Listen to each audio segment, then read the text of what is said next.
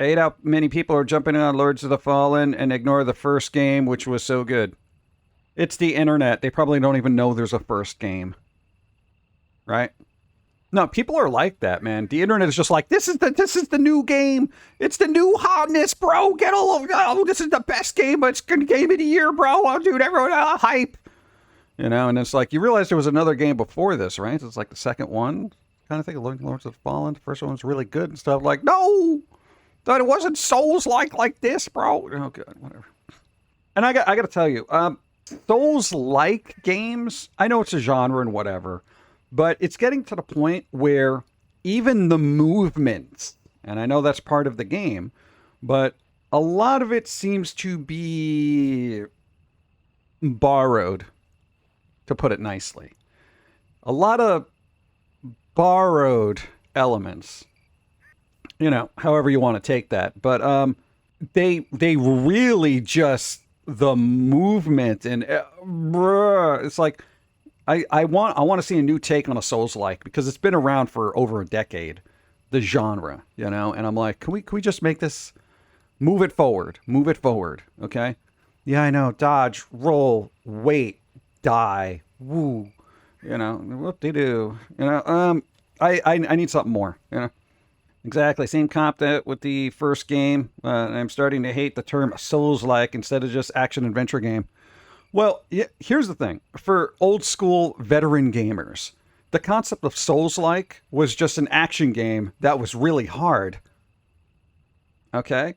Dark Souls came out and basically it's Souls-like. It's Souls-like, bro. You know that game, Dark Souls? It's like that. It's Souls-like. Like Metroidvania. Because if you're OG, you had Metroid, you had Castlevania. There was no Metroidvanias. There was a 2D platformer that had a big map that you had to run back and forth to. Oh, I gotta go back here. Wait, I gotta go over there. No, go over there. No, back up here. Where? That's the thing. Yeah, platformers. Big platformers. Difficult. Action adventure games. But, everyone loves their labels now. So, you got to label it. It's a Metroidvania. It's a this. It's a that. And, it's all marketing. It's like, remember, OG people. Remember when every band, whether they were rock or indie or alternative, they were all grunge. Even though they weren't all grunge, Grunge bands were like, every band was grunge. Everything. Everything's a grunge band. With the exception of maybe Cake. Everything else. I have heard Green Day be referred to as grunge. They're not grunge. They're not. Come on. Yeah, but gaming's no different. They love their labels so they can say, dude, I only play Souls-like. I'm that gamer, dude. I only play Souls-like because I'm a pro gamer. Get good. I don't know. It's just, I feel like it needs to improve, And as gaming goes, technically it's a young genre. It's been around for like a decade, whatever. But I kind of want it to progress. I really do. Yeah. Wait, Green Day is grunge? I swear there was a Spotify playlist that said, 90s grunge, and Green Day was all up in it. Like every album from Green Day was in there. And I'm like, are you kidding me? No. Like, I think they wore flannel once. They're grunge. They wore flannel because they were originally from California and it got cold when they played in New York, okay? But they're grunge. They had flannel. All right, sure. I don't like the stamina bars, too. You got to manage your stamina. Why? I'll do that in real life when I try to jog down a block and I get winded, okay? I don't want to do that in games. The whole point of a game is to make me feel superhuman and not, limited by my increased diminishing mobility, God.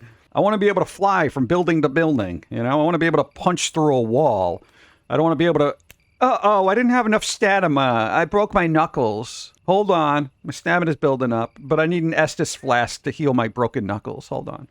I don't want any of that crap. I want the OP character that runs into a game and just throws things around, punches people upside the head, and yeets them into the ocean. All right? I've always referred to Souls-like to NES difficulty, but NES was designed to waste your time with difficulty spikes to stretch out the games. Yeah. That's what I kind of feel Souls-like games are. There are certain difficulty spikes where you're just like, dude, Liza P being one. They had to actually dumb it down because it was so difficult. They like nerfed a couple of bosses or whatever.